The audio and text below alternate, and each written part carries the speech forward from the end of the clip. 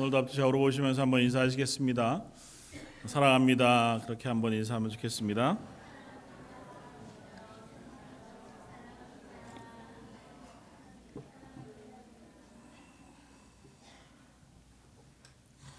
오늘은 우리가 잘 아는 요한복음 21장의 말씀을 가지고 내 믿음의 작은 균열이 생길 때라고 하는 제목으로 함께 은혜를 나누고자 합니다.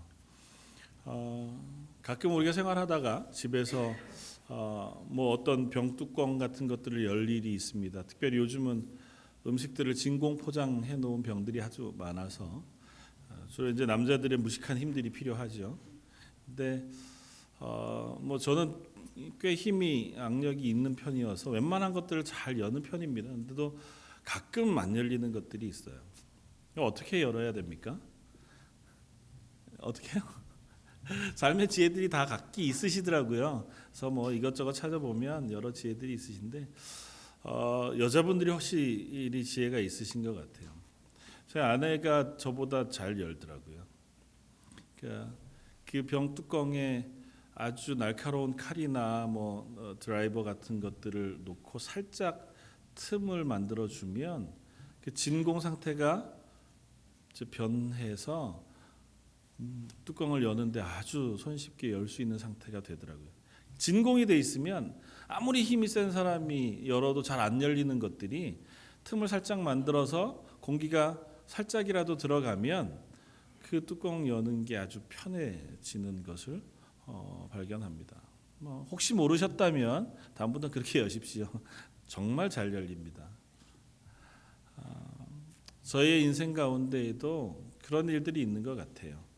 우리가 단단하고 변하지 않을 것 같은 모습이지만 어떤 작은 틈이 생기면 그 틈을 통해서 우리가 큰 변화를 경험하게 되기도 하고 또 새로운 힘과 에너지를 얻게 되어지기도 하는 것 같습니다. 여러분들이 잘 아는 배우 중에 차인표라고 하는 사람이 있습니다. 흔히 많이 알려져 있기는 컨패션이라고 하는 단체를 통해서 해외의 많은 아이들을 입양하고 또 후원하고 돕는 일에 열심을 내고 또 그것을 위해서라면 마다하지 않고 여러 수고로운 일들을 감당하고 있는 배우로 잘 알려져 있습니다.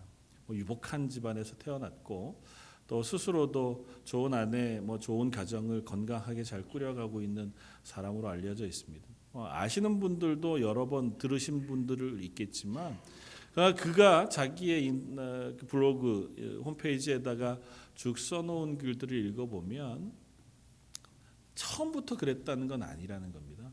물론 꽤 친절하고 좋은 사람이었던 것만은 분명한 것 같아요. 그런데 자기가 이렇게 컴패션이라는 단체를 통해서 해외에 있는 어린 아이들을 돕고 헌신하고 수고하는 일에 마음을 주는 것은 어떤 한 계기가 있었다는 겁니다. 자기보다 자기 아내가 먼저 그 일을 시작했고 아내가 그 일을 시작할 때 자기는 못마땅해 했다는 거예요. 한국에도 도울 사람이 얼마나 많은데 굳이 해외까지 가서 해외에 있는 아이들을 돕느라고 그럴 필요가 있느냐. 그래도 아내를 이기는 남편이 없듯이 열심히 아내가 그 일을 하게 됐고 한 번은 그 컴패션을 통해서 인도에 있는 아이들을 만나러 가는 기회가 됐는데 아내가 갈 수 없는 상황이 된 거예요. 그래서 아마 벼르고 벼른 거겠죠. 아내가 이 남편 차인표 씨를 그 일에 동행하도록 이렇게 이제 압력을 넣어서 가게 되었습니다. 2005년 인도를 향해서 가는 컴패션 그 봉사 여행에 대부분 다 자비로 다 참여합니다. 그런데 유명인이었으니까 아마 컴패션에서 돈을 대어서 데리고 가는 그런 상황이 되었던 것 같아요. 마지못해서 어쩔 수 없이 그냥 촬영 한 편 하는 셈 치고 따라갔답니다. 그런데 얼마나 그가 무지했었냐면 스스로 부끄러워하면서 고백하는 게 다 일반석을 타고 가는데 나는 연예인이니까 비즈니스석을 끊어달라 그렇게 요구했다는 거예요. 그래서 컴패션에서 끊어줬답니다. 끊어준 걸 자기가 갖고 있는 마일리지를 가지고 업그레이드해서 퍼스트 클래스로 바꾸어서 다 일반석 타고 가는데 혼자 퍼스트 클래스를 타고 인도까지 간 거예요. 아무런 마음에 그런 어려움이 없었다는 거죠. 가서도 나는 가서 사진 촬영하고 오는 사람이지 뭐 저 사람들하고 굳이 뭐 대면하고 뭘 하고 이런 마음이 없었대요. 선글라스 끼고 잘 옷 입고 그냥 가서 사진 한번 찍을 생각으로 갔다는 거죠. 근데 같이 갔던 컴패션 그 대표 목사님께서 와서 얘기를 하더랍니다. 저 아이들 고아원에 갔는데 그 아이들은 평생에 딱 한 번도 사랑한단 말을 들어본 적이 없는 애들입니다. 그러니까 혹 가능하시다면 그 아이의 눈을 보고 손을 붙잡고 내가 널 사랑한다 한마디만 해주시면 그 아이들이 아마 꽤 큰 용기를 얻고 위로를 받을 겁니다. 그렇게 부탁하는데 어떻게 안 할 수 있어요. 그래서 아이의 손을 붙잡고 그냥 어떻게라도 얘기해 볼 생각으로 가 붙잡았는데 그 순간 마음에 정말 큰 변화가 일어나더라는 거예요. 내가 너를 사랑한다고 하는 마음이 마음 깊은 곳에서 자기 마음을 이렇게 울리더라는 거예요. 그러면서 그날 저녁에 호텔방에 와서 자기 행동을 생각하면서 정말 부끄러워하고 슬퍼했다는 거예요. 다 자기 돈을 들여서 이 비행기 타고 이 봉사를 하러 오는 그 와중에 자기 혼자 비즈니스 끊어주시오. 난 퍼스트 클래스 타고 갈 겁니다. 가서 나는 사진만 찍을 겁니다. 이랬던 모습을 생각해 보니까 부끄러워서 고개를 들 수 없을 정도였다는 거죠. 그러면서 그 인생이 봉사에 대한 그리고 그 아이들에 대한 태도에서 큰 전환점을 맞이하게 됐다. 그러면서 뭐 지금까지 20여 년이 되도록 컴패션이라고 하는 단체 그리고 그 외의 여러 단체들을 통해서 사랑을 전하고 헌신하고 봉사하고 또 예수 그리스도의 십자가의 복음을 증거하는 일에 앞장서는 사람이 되었다 스스로 그렇게 고백합니다. 어쩌면 그에게 있어서는 아주 작은 한 일이었을지 모르지요. 그 여행 자기가 원하지도 않았고 또 기대도 하지 않았던 의도하지 않았던 그 일을 통해서 그의 인생에 하나님이 큰 틈을 만들어내시고 그 삶을 바꾸시는 그 놀라운 은혜를 베푸신 줄 압니다. 여러분들은 어떻습니까? 저 여러분들은 그리스도인으로 이 땅을 살아갑니다. 그리고 보통 그리스도인으로 살아가는 삶이라고 해도 대부분은 일상적인 신앙생활의 삶을 살아갑니다. 지난 일주일 이번 일주일 크게 변화가 없으셨지 않습니까? 익숙한 대로 생활하고 또 늘 그랬던 것처럼 성경을 읽기도 하고 기도하기도 하고 주일이 되면 시간을 따라서 늘 비슷한 시간에 교회에 도착하고 예배하고 끝나면 비슷한 시간에 또 집으로 가고 그것이 어떤 의미에서 우리 그리스도인의 신앙생활에서 가장 중요한 기본이 되는 것이 사실입니다. 그것 우리가 무시해서도 안 되고 무시할 수 없는 신앙의 자세인 것이 분명합니다. 그런데 그것이 하루 이틀 1년 2년 5년 10년이 계속 반복되어지는 동안 우리는 그게 그냥 일상이 되어버리고 많은 경험을 합니다. 분명히 난 그리스도인이고 예배하러 나오고 하나님 날 구원하신 놀라운 감격을 가지고 살아간다고 고백하고 그 은혜를 구하며 기도하기는 하는데 큰 변화가 없는 거죠. 심지어 기대도 별로 없습니다. 내 인생에 어떤 변화가 생기길 기대하지도 않고 그리스도인으로 내가 무엇인가 하나님 앞에서 가지게 될 소망도 별로 없습니다. 그냥 해왔던 것처럼 가끔은 그것 때문에 답답하기도 하고 가끔은 그것 때문에 죄송하기도 하기는 하지만 그래도 그 틀을 깨는 것보다는 그냥 그 안에서 시간이 하루하루 지나가는 것이 좋겠다는 그런 마음들이 있습니다. 여러 가지 이유들이 있죠. 바빠서일 수도 있고 이미 나이가 너무 많아서 내가 조금만 더 젊었어도 내가 하나님 앞에서 더 열심히 해보는데 일 수도 있고 또 다른 여러 이러저러한 이유들 때문에 그냥 오늘과 같은 내일 어제와 같은 오늘 그런 신앙생활을 우리가 해가는지도 모릅니다. 하나님은 그런 우리들의 신앙의 삶에 어떤 한 틈을 만들어내기를 원하시는지 모릅니다. 때로는 그것이 우리 내부적으로 자발적으로 일어나서 변화를 줘야겠다. 하나님 제게 은혜를 주십시오. 아니면 일상의 어떤 삶의 변화를 위해서 어떤 수고를 마다하지 않으므로 변화가 일어나기도 합니다. 마치 일상생활에 우리가 지치고 힘겨울 때 한번 여행 한번 하거나 아니면 나를 위해서 뭐 운동을 한번 하거나 물건을 쇼핑을 해서 정말 내 마음에 드는 걸 하나 사거나 하면 기분이 새로워져서 그래 또 일주일을 열심히 살 만한 힘이 생긴다. 뭐 그렇게 고백하기도 하잖아요.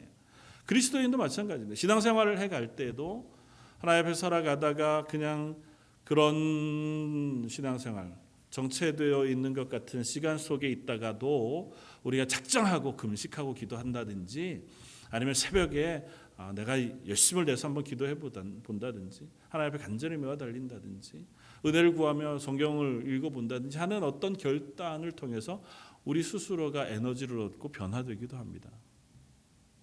그러나 때로는 전혀 내가 의도하지 않고 외부로부터 우리에게 그런 틈을 만들어 주는 경우들이 있습니다. 좋은 의미에서 틈이 생기기도 하고 또 좋지 않은 일들을 통해서 틈이 생기기도 합니다.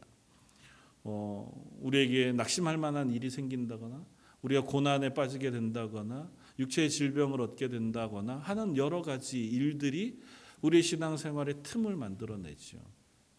그러면서 묻습니다. 너 잘 가고 있는 게 맞니? 너 그렇게 신앙생활하는 거가 그걸로 만족하니? 이렇게 묻게 되면 비로소 그 순간 우리는 나를 돌아보고 그러면서 그 가운데 신앙의 길들을 다시 애써 걸어가야 할 이유들과 에너지를 얻게 되기도 하는 것 같습니다. 기대하기는 저 여러분들의 오늘 이 예배가 또 2016년 한 해의 삶이 하나님이 만들어주시는 그리고 우리 속에서 일어나는 그 변화의 욕구 그리고 하나님을 알아가고자 하는 그리스도인으로 살아가고자 하는 열심이 인생에 약간의 틈을 내어서 우리를 더 힘있는 그리스도인으로 변화해 가게 하는 그런 한 해, 그런 하루가 되어지길 주님의 이름으로 축원을 드립니다. 오늘 베드로는 인생에 있어서 큰 전환점을 맞이하고 있는 것 같아 보입니다. 부활하신 예수님께서 제자들을 만나셨습니다. 제자들이 놀란 가운데 예수님을 만났고 만난 예수님께서 숨을 내쉬시면서 너에게 평강이 있을지어다 성령을 받으라 말씀하신 예수님께서 그들과 함께 계시지 않고 먼저 갈릴리로 간다고 말씀하시고 갈릴리로 갈 것을 명령하셨습니다. 제자들이 갈릴리로 왔습니다. 예루살렘에서 갈릴리로 왔는데 여전히 그들은 갈릴리로 와서 무엇을 해야 할지 모르는 상황이었습니다. 베드로를 비롯해서 어부였던 사람들이 야 우리 고기나 잡으러 가자. 그렇게 해서 고기를 잡으러 갔습니다. 어떤 신학자는 이 본문을 보면서 이렇게 표현했더라고요. 그들이 예수님과 함께 있을 때는 예수님과 함께하는 삶으로 충만했어요. 그래서 예수님과 동행하면서 먹고 또 살고 배우고 그렇게 살았지만 부활하신 예수님을 만나긴 했으나 예수님과 함께하지 않은 그들의 삶은 여전히 일용할 것이 문제가 되는 삶으로 돌아가고 말았다. 그렇게 꼭 그렇지는 않겠지만 그들이 부활하신 예수님을 만났습니다. 예수님의 말씀을 따라서 갈릴리로 왔습니다. 그런데 그곳에 온 상태에도 여전히 그들은 배가 고파지더라는 것입니다. 먹어야 사는 사람이었고 하루를 지나갈 수 있는 인생이 되어진 거죠. 고기를 잡으러 갔습니다. 어떤 이유에서인지 우리가 세세하게 설명하지 않더라도 밤새 고기를 잡으려고 했었는데 못 잡았습니다. 예수님께서 베드로와 요한, 야고보를 처음 만나실 때랑 똑같아요. 상황이. 밤새 잡았으나 못 잡았고 먼 곳 여기는 50칸쯤 되었다고 얘기하는데 정확한 거리는 모르겠지만 꽤 먼 거리 50m, 100m쯤 되는 먼 거리 무태에 있는 한 사람이 묻습니다. 뭐 좀 잡은 것이 있는가? 하나도 못 잡았습니다. 그럼 배 오른편에 그물을 던져라. 던졌습니다. 153마리라고 하는 어마어마한 물고기를 잡았습니다. 그것을 보고 함께 배에 있던 요한이 예수님이다. 그렇게 얘기했습니다. 옛날 기억이 떠올랐기도 하고 이런 일이 있을 수 있는 건 예수님밖에 없다고 하는 그 고백인 거죠. 그 얘기를 듣고 베드로가 그 자리에서 물로 뛰어들어서 예수님에게로 다가왔습니다. 다른 사람들도 다 배를 끌고 무트로 나왔습니다. 와 보니까 예수님이 숯불을 펴놓으시고 그 위에 떡과 고기를 굽고 계셨습니다.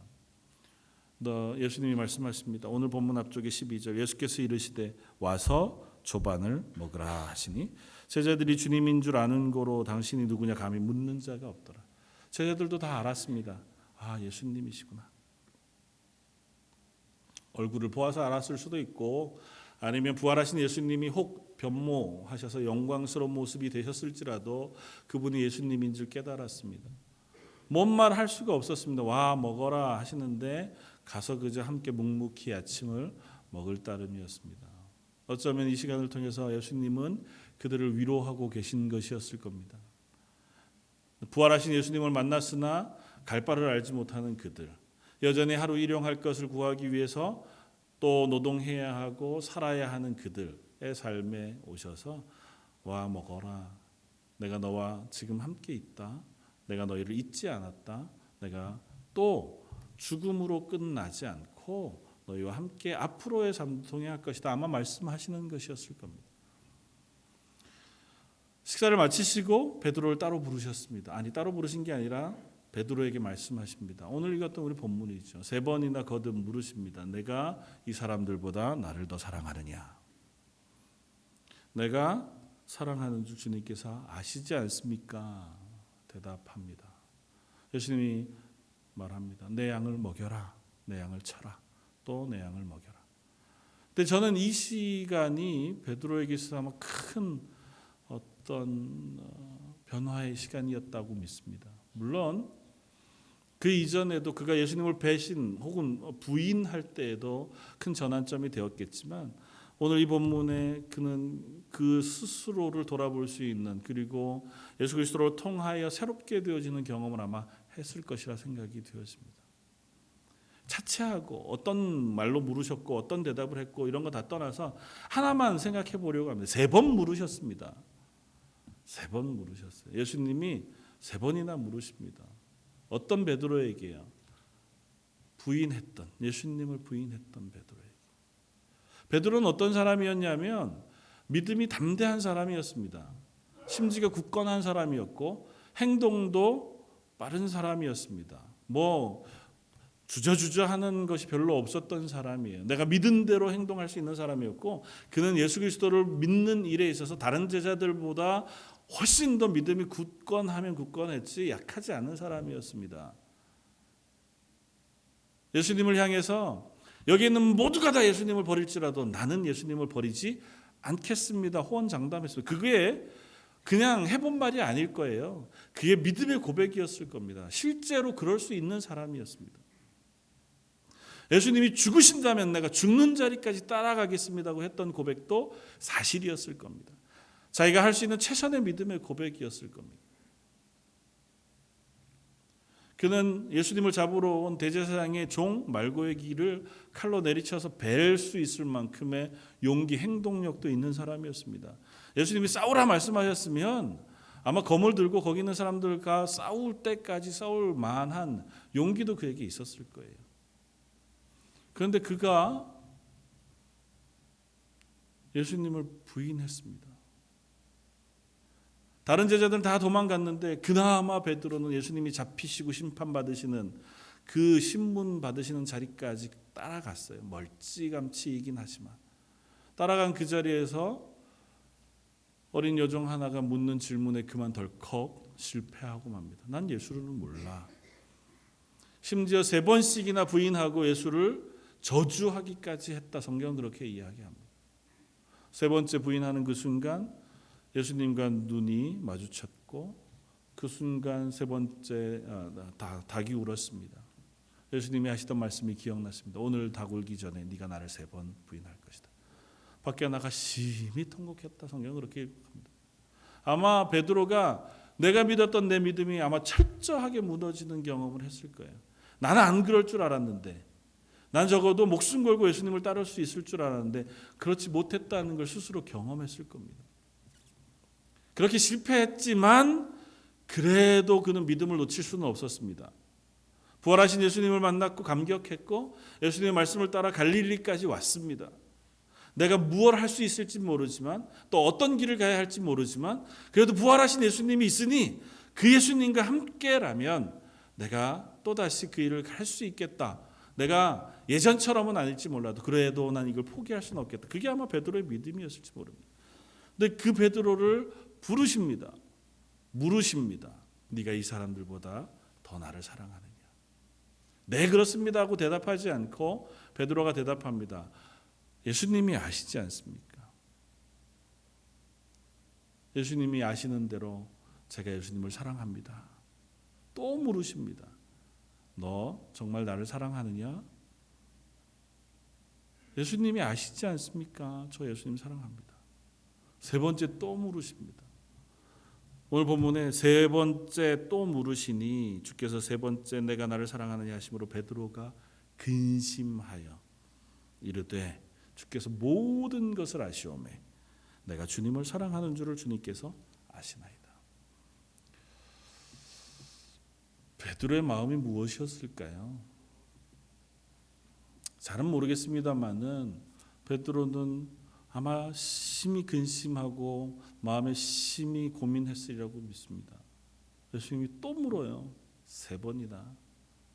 내가 분명히 예수님 사랑한다고 고백했고 예수님도 그 사실을 아시지 않습니까? 예수님 분명히 아실 거거든요. 내가 부인할 것도 아셨어요. 내가 호언장담하고 믿음이 있다 그랬을 때 너 오늘 다 굴기 전에 나를 세 번 부인할 거라고 말씀하셨던 분이 예수님이세요. 그러니까 온 세상의 모든 걸 다 하시는 분이 예수님이세요.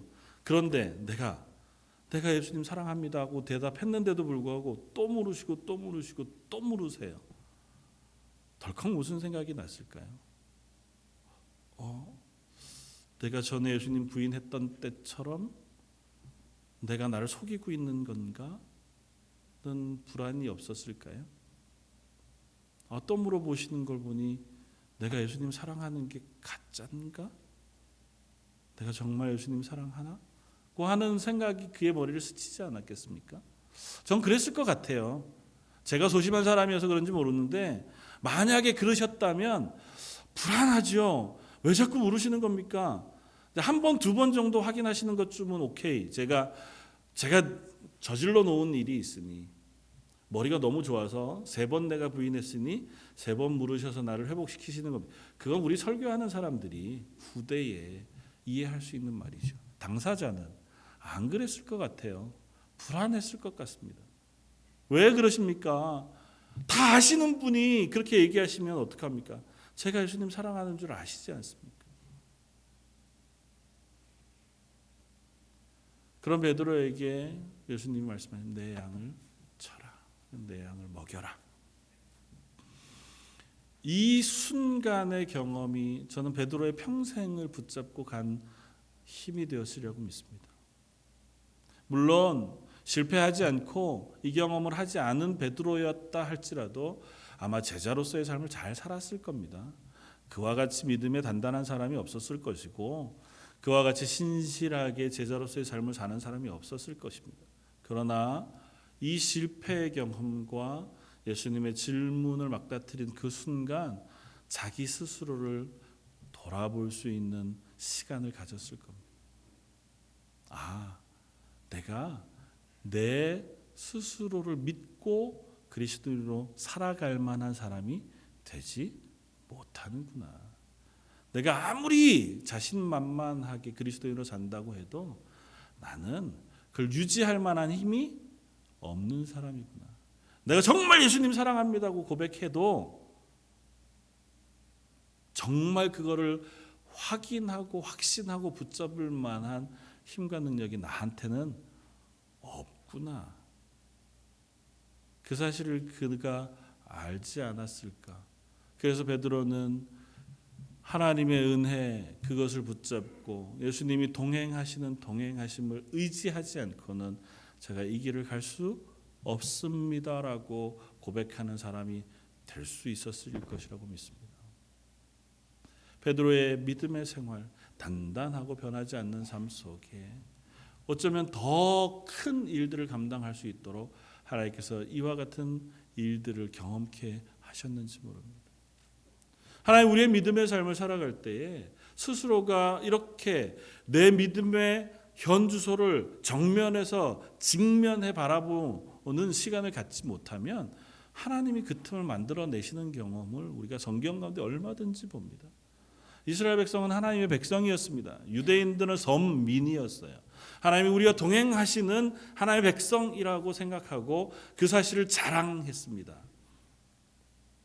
그런데 그들의 삶이 늘 일상적인 종교 생활로 정체되어 있을 때 하나님 그들에게 때로는 질문하셨습니다. 때로는 틈을 만들어내셨습니다.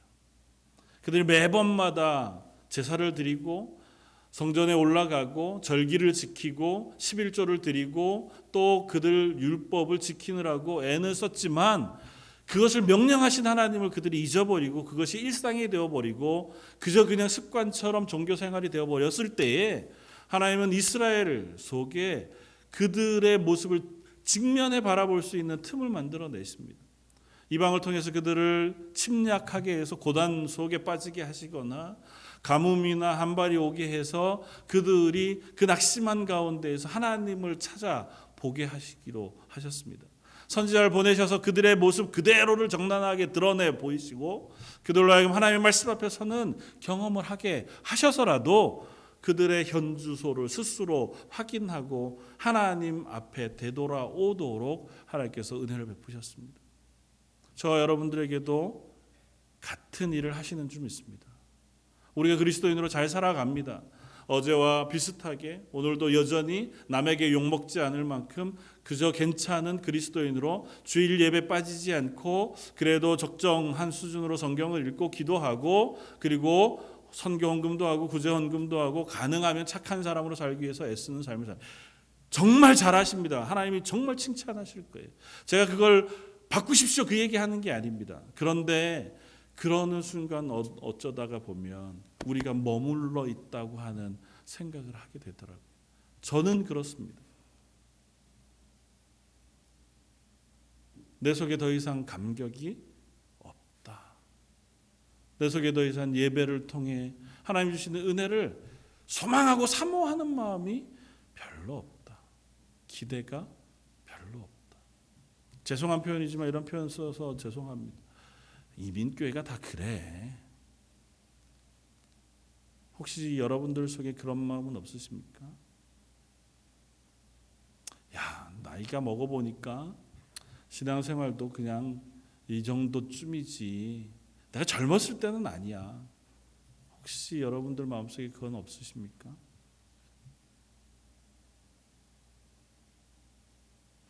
우리가 변하지 않고 소망하지 못하는 이유가 우리가 잘 살아서 하나님의 은혜 가운데 있기 때문은 아닐 겁니다.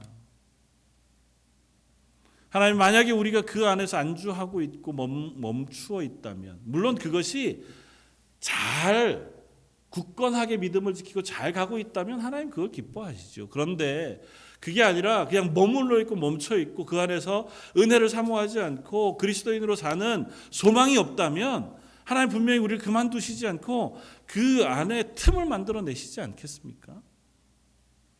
조그만 바늘 틈이라도 만들어서 우리를 깨셔서라도 그 딱딱하고 굳어진 것들을 변화시키셔서 우리 속에 새로운 에너지를 불어넣어 주고 싶어 하시지 않겠습니까? 사랑하는 성도 여러분, 우리가 그것들을 기대할 수 있기를 바랍니다. 그리고 가능하다면 하나님이 외부에서 주시기 전에 우리 속에서 그것들을 소망하며 기대할 수 있었으면 좋겠습니다. 예수님을 만났던 모든 사람들이 그 변화를 경험했습니다. 그들의 첫 만남 속에 그들의 인생이 그냥 변화 없이 흘러갔습니다. 삭개오는 세리로 잘 살았습니다. 그가 남들의 손가락질을 받았을지언정 자기 인생을 살아가는데 큰 어려움이 없었습니다. 그런 삭개오가 예수님을 만났을 때 그의 인생 자체가 바뀌었습니다. 사도 바울이 율법을 따라서 예수 믿는 사람들을 다 잡아 죽이고 열심을 내었을 때 그는 그것이 최선인 줄 알았습니다. 그러던 바울이 예수님을 만나서 그의 인생의 전환점을 맞이했습니다. 믿음의 수많은 사람들이 그렇게 예수님을 만나 그들의 인생의 전환점을 발견하고 또 만나게 되었습니다. 그리고 그 에너지로 평생을 산 사람이 있는가 하면 또 때로는 때때로 하나님의 은혜를 우리가 누려야만 그 자리로 머물러 있고 소망을 가지고 살아가는 사람들도 있는 줄 압니다. 저 여러분들은 그 하나님의 은혜, 그 하나님이 주시는 변화, 그것들을 소망하며 바라볼 수 있는 자리에 서게 되어지길 바랍니다. 베드로가 만난 건 다른 게 아닙니다. 베드로에게 예수님께서 3번 말씀하시는 것 때문에 베드로에게 특별한 성령의 은사가 부어졌다거나 베드로가 특별히 하나님의 사람이 되었다거나 하지 않았다고 믿습니다. 저는 이 과정을 통해서 베드로는 자기를 바라볼 수 있는 시간을 가졌다고 믿습니다. 내가 정말 예수님 사랑하나? 예수님이 질문하실 때마다 스스로 반문했을 겁니다.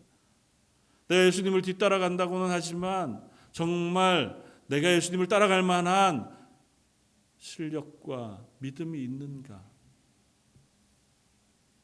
사랑하는 성도 여러분, 저희도 그와 같은 기회가 필요한 줄 압니다. 내 믿음은 어떤가? 이만하면 족한가?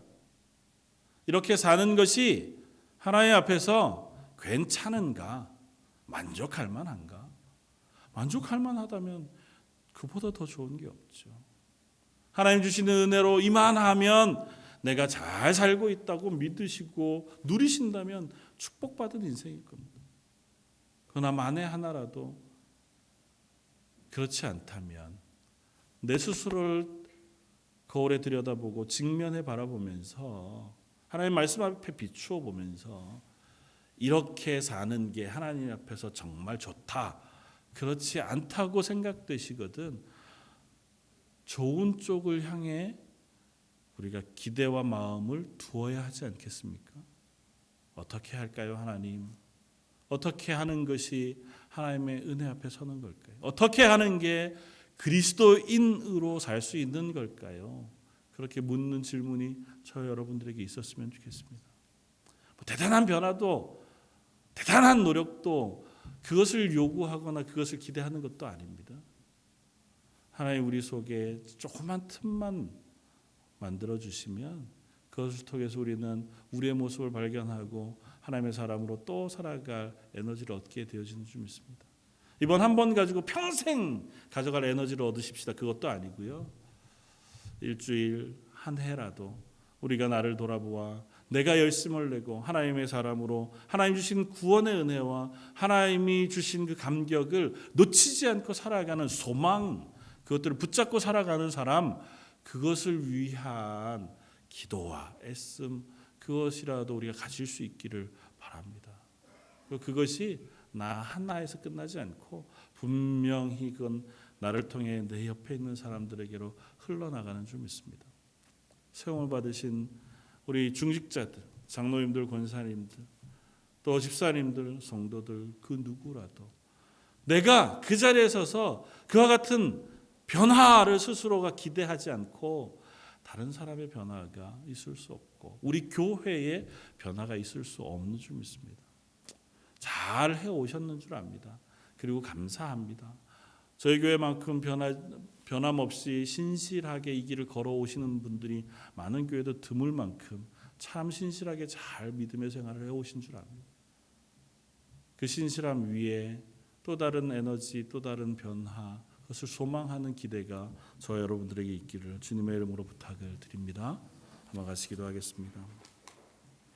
감사와 찬양을 받으시기 합당하신 주님, 사도 베드로를 향하여 내가 이 사람들보다 나를 더 사랑하느냐 거듭 물으심으로 그 스스로를 향하여 자기를 돌아보고 자기의 믿음을 점검하며 스스로를 직면해 바라보게 하신 하나님, 그러므로 그를 사도로 세우시고 내 양을 먹이라 그렇게 양떼를 맡겨 주신 그 모습을 저희가 봅니다. 저희를 부르신 하나님도 저희를 하나님의 사람으로 세우시고 교회로 부르셔서 저희들에게 이 땅에서 하나님의 일을 맡기신 줄 믿습니다. 하나님 그 일을 감당할 수 있도록 저희를 힘있게 세워주시고 저희를 변화시켜 주시며 저희 가운데 은혜를 부어 주옵소서. 그것을 소망하며 기대하며 한 걸음 걸음 나갈 수 있는 하나님의 사람들, 하나님의 교회가 되게 하여 주옵소서. 오늘 말씀 예수님 이름으로 기도드립니다. 아멘.